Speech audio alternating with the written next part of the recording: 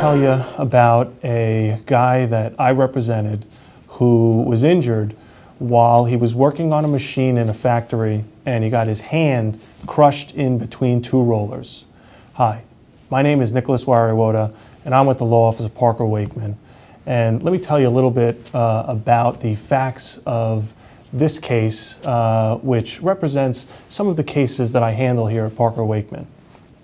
I represented a man who was injured while working on a machine that had big rollers. It kind of looked like a printing press.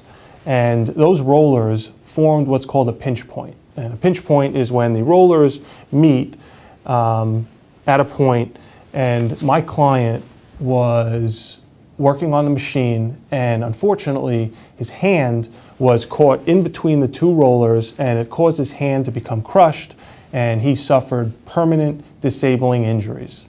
Now, during the deposition, I was able to question the designer of the machine, who testified that he never thought of putting any of the safety equipment on the machine that my expert told me should have been installed on the machine. And when I questioned the engineer who designed the machine, he told me he never even thought of putting any of these safety equipment on the machine.